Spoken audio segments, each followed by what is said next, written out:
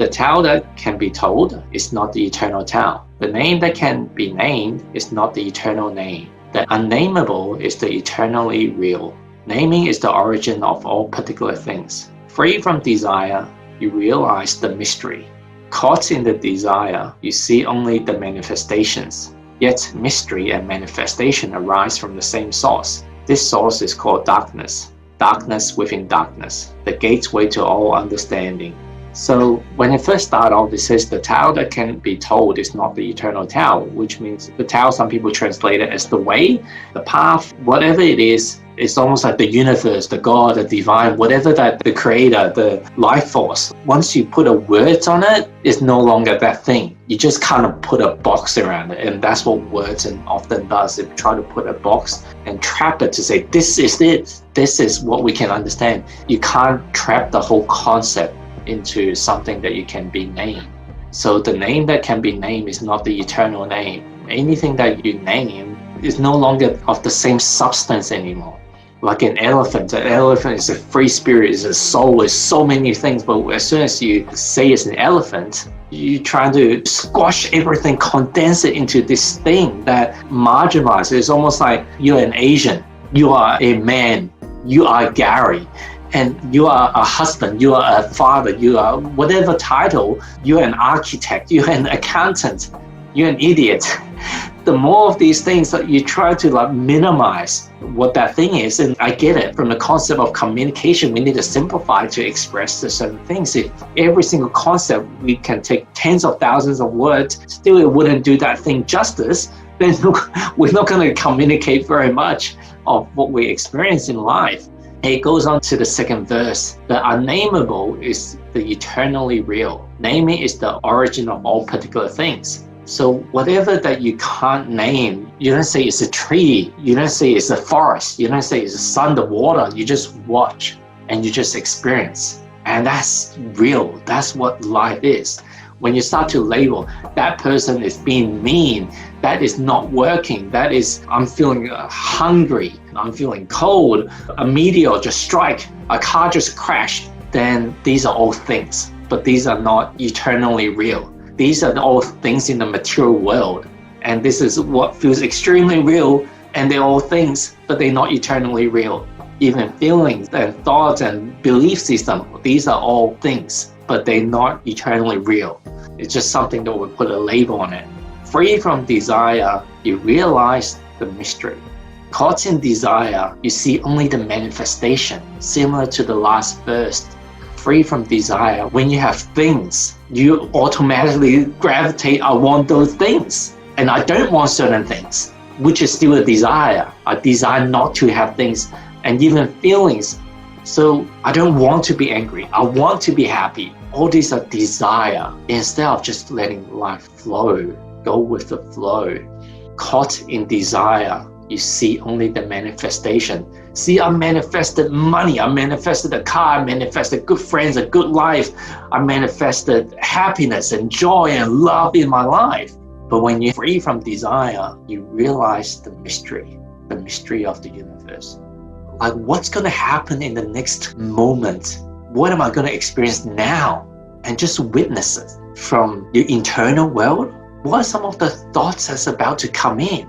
What are some of the emotion that's about to arise within me? What are some of the sensations I can feel on my skin? Feeling my heartbeat? Are you hearing something ringing in your ear? Or whether it's the bird chirping or people complaining, what's going to arise next that we can hear? And in your outer world, what's going to happen next? Is a bee going to fly past? Is a friend of yours going to call? Are we going to have trouble logging into a call? Are we going to log in successfully? I wonder what's going to happen next. That's the mystery that we have in front of us. But when we try to control, caught in the desire, I want everything to go smoothly. I want us to be able to log onto the call perfectly. And we can only see the manifestation of whether we manifested it or not. That's the only thing that we see. We created this or not. It's all effort, rather than seeing the mystery unfold. Yet mystery and manifestations arise from the same source. The source is called darkness. Darkness within darkness, the gateway to all understanding.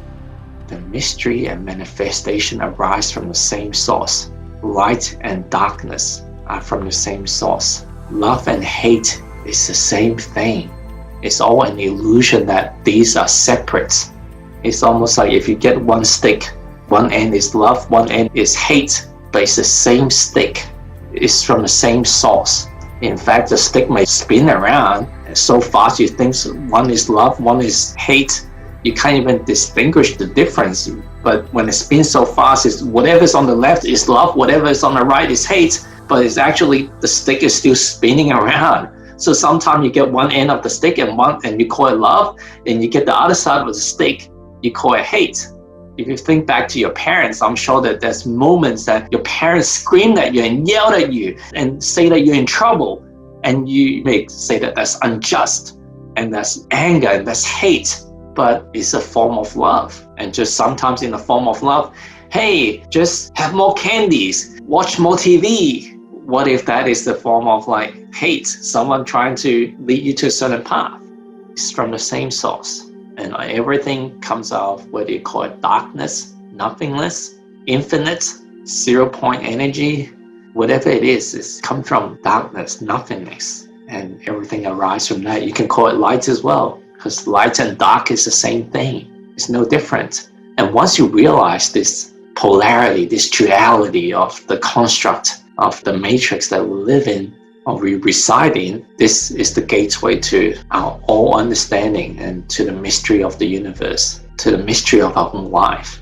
And you start to transcend, why is this happening to me? Like someone just did something really bad, or why do I have this health issue suddenly arise? It shouldn't have happened. And we're failing to acknowledge the duality of things and just naming this thing, we're putting a ceiling on it instead of like realizing the mystery that's just spontaneously just being created as we go.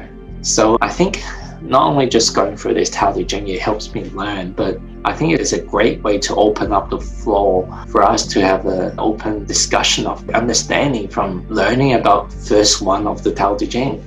And even when we say in this reality, the more that we give that a label, the more that we believe this is so true. It's fixed, we can't change it. The more that we say, when you say it, the more that we're creating the separation instead of when I say it. But even when I say I, what is I? Am I goddess of flight? Am I Julie? Am I the creator? Who am I? So all these things, it just gives a lot of limitation to our understanding. The way that I see it is the understanding. And this is kind of like consciousness. When you're understanding the duality of words, the duality of life, and the duality of a lot of our belief system, then it's not like, oh, no, I don't want to use the word you, I don't want to use the word I don't want to use the word elephant. You see it, and then you consciously make a choice on how you live your life. Versus like, I'm just being a passenger. Like, this is good, this is bad, and all these other things that we created in our human construct. And even on a cellular level, they say every 6 or 7 years, there's no cells is the same. So how are people think and perceive this the same? Their family treat you the same? Well, maybe they treat you differently, but you are you. Everything we convince of us, we are the same you. The person you fall in love with in that moment is different to the person 3 months later. And then suddenly the honeymoon period is gone. It's like, what?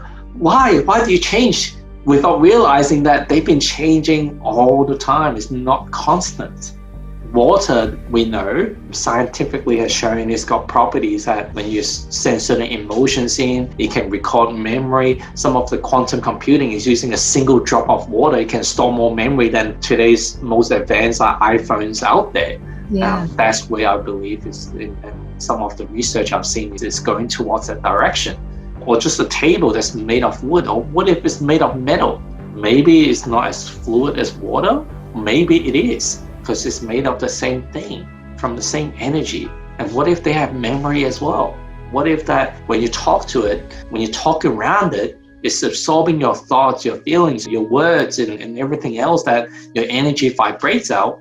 And the table, you look at it today, you think it's the same table because it looks exactly the same, but it's no longer the same. You set certain things and it changes properties. We just can't see it. We just can't measure it yet.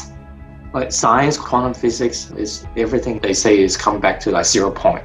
We all came from before the Big Bang, because before there's all these different things. The 0 point is almost like it's a black hole, like darkness is nothingness. In a lot of the text, it all starts from source. What is source? It's all started from God. It's all started from the Creator. It started from the divine. So whether it's mystery or manifestation, good or bad, light and dark, all these started from the same source as well.